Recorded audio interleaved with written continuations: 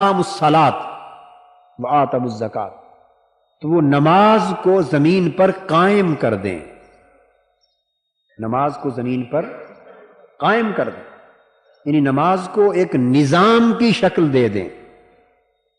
اس نظام کی شکل دینے کا ایک معنی تو یہ بھی ہے کہ نماز با جماعت کا التزام کریں، نماز با جماعت کا التزام کریں، جہاں ممکن ہو، خواہ آپ 2 آدمی جا رہے ہیں، 4 آدمی کہیں جا رہے ہیں، تو آپ میں سے جو ایک شخص نماز پڑھانے کا اہل ہے وہ امام بن جائے اور دوسرا مقتدی بن جائے۔ تو نماز جب پڑھیں اور 2 آدمی ہوں تو نماز با جماعت کا اہتمام کیا جائے، مسجدوں کو نماز با جماعت کے ساتھ آباد کیا جائے، گھروں میں نماز کے ساتھ آبادی کی جائے۔ حضور علیہ الصلوۃ والسلام نے فرمایا، لوگوں اپنے گھروں کو قبرستان نہ بنا دو، اپنے گھروں کو قبروں میں نہ بدل دو۔ مطلب یہ ہے کہ جس طرح قبرستان میں قبروں کو سجدہ کرنا جائز نہیں، تو وہ قبریں سجدہ گاہ نہیں ہوتی، قبریں سجدہ گاہ نہیں ہوتی۔ تو جس گھر میں نماز کا ماحول نہیں ہے اور نماز ادا نہیں کی جاتی اور نماز کا نظام بپا جس گھر میں نہیں کیا جاتا، گویا نبی اکرم صلی اللہ علیہ وآلہ وسلم نے ایسے گھر کو قبروں کے ساتھ تمثیل دی کہ اس گھر کو قبروں کی مانند اللہ کے حضور سجدوں سے اس گھر کو خالی رکھا ہے۔ گویا گھر ہو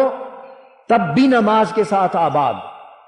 مسجدیں ہوں تب بھی نماز کے ساتھ آباد، اور گھروں میں بھی اگر آپ خود نماز ادا کر رہے ہیں یا آپ کے بیوی بچے، تو انہیں ترغیب دیں کہ نماز با جماعت کا اہتمام کریں، نماز با جماعت کا اہتمام کریں۔ تو اقامت صلاۃ میں گھر کا کردار یہ ہے کہ گھر میں بھی نماز کا ماحول پیدا کیا جائے، گھر میں بھی نماز با جماعت کا ماحول پیدا کیا جائے، بچے بچے کو نماز سے رغبت پیدا کی جائے، تاکہ گھر کی فضاؤں میں، گھر کی ہواؤں میں، گھر کے ماحول میں نماز رچ بس جائے، اور نماز کے ذریعے اللہ کا ذکر گھر کے ماحول کو آباد کر دے، اللہ کا ذکر گھر کے ماحول کو پرامن کر دے، اور نماز کے ذریعے گھر اور گھر والوں کو اللہ برکت عطا فرمائے۔ تو گھروں میں بھی اقامت صلاۃ، مسجدوں میں اقامت صلاۃ، دفتروں میں اقامت صلاۃ۔ اگر معاشرہ اسلامی معاشرہ ہے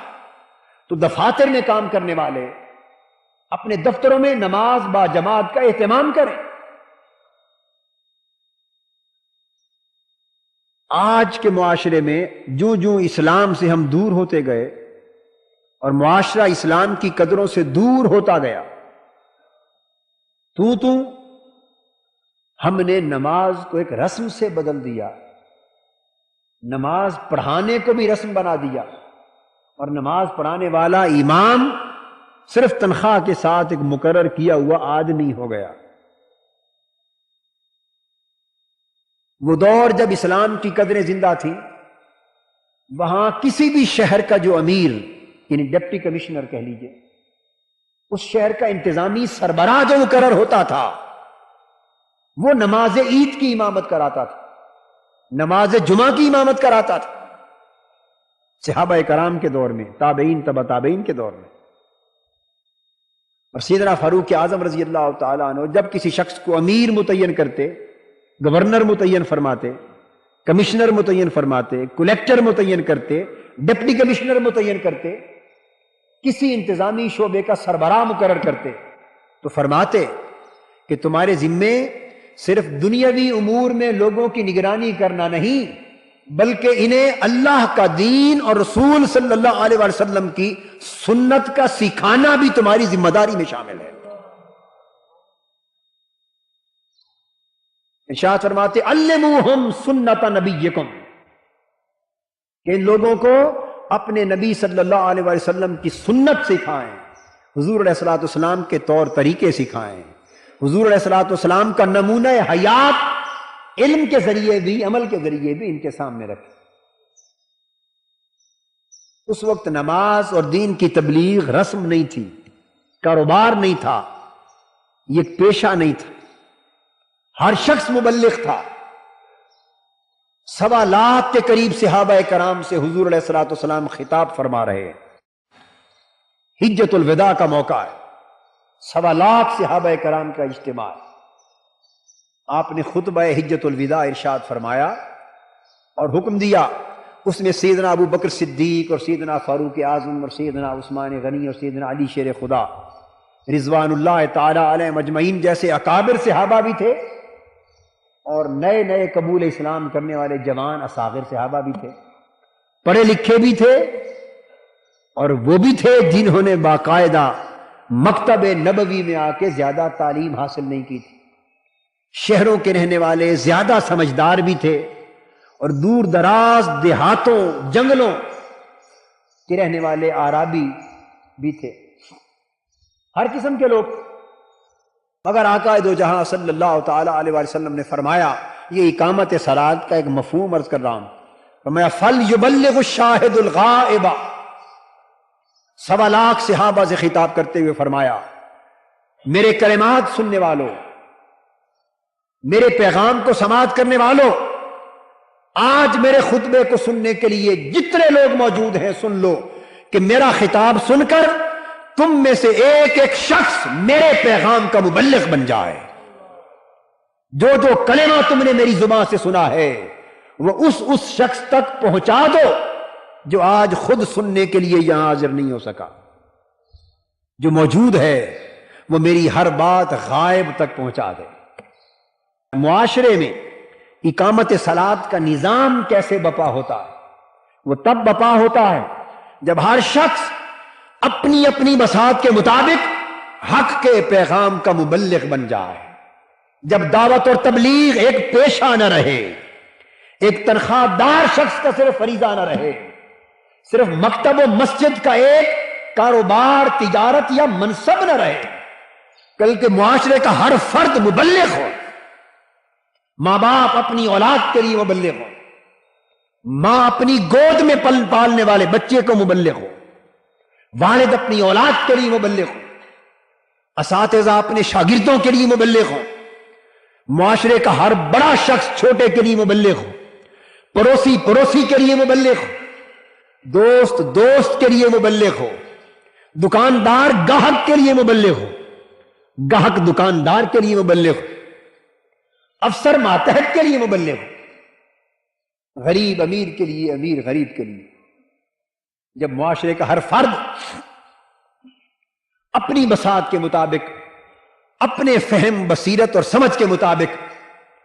اللہ کے دین کا کوئی نہ کوئی پیغام جو یہاں سے سن کر سمجھ کر جا رہا ہے، جب اپنے اوپر وہ یہ لازم کر لے کہ ہر شخص وہ پیغام ایک شخص تک پہنچا دے، یہ کم سے کم 2 لوگوں تک پہنچا دے، 5 تک یا 10 تک پہنچا دے، تو ہر فرد اگر 10 افراد تک وہ پیغام پہنچانا شروع کر دے تو دیکھتے ہی دیکھتے پورے معاشرے میں نظام صلاۃ بپا ہو جائے گا، نیکیوں کا نظام قائم ہو جائے گا۔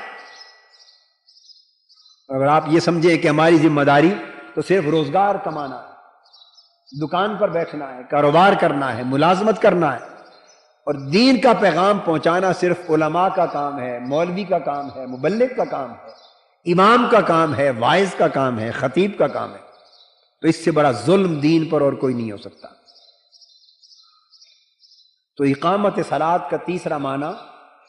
جس میں نماز ایک نظام کے طور پر معاشرے میں قائم ہو جائے، اس کی شکل یہ ہے کہ ہر شخص معاشرے میں نماز کے پیغام کو سن کر نیکی کو پھیلانے والا بن جائے اور بدی کو دبانے والا بن جائے۔ قرآن مجید نے کہا کہ اگر انہیں اختیار، طاقت، قوت اور موقع میسر آ جائے تو یہ نماز کو قائم کر دیں، زکوٰۃ ادا کریں، یعنی اپنے مال اللہ کی راہ میں خرچ کریں، وَأَمَرُوا بِالْمَعْرُوفِ وَنَهَوْا عَنِ الْمُنْكَرِ، اور نیکی کو پھیلائیں، نیکی کا حکم دیں، نیکی کی بات آگے پہنچائیں، اور بدی اور گناہ کے کاموں سے لوگوں کو روکیں۔ تو نیکی اور بدی میں 2 باتیں، نیکی کرنا ہی صرف فرض نہیں، یاد رکھ لیں، بلکہ نیکی پھیلانا بھی فرض ہے۔ نیکی کرنا ہی صرف فرض نہیں، بلکہ آگے نیکی پھیلانا فرض ہے۔ نیکی کو آگے پہنچانا، نیکی کو پھیلانا، نیکی کو معاشرے میں فروغ دینا، نیکی کو تقویت باہم پہنچانا، نیکی کو استحکام دینا، یہ بھی اسی طرح فرض ہے جس طرح خود نیکی کرنا، اور جس طرح بدی اور گناہ سے بچنا فرض ہے، اسی طرح معاشرے میں بدی کے خلاف جہاد کرنا بھی فرض ہے۔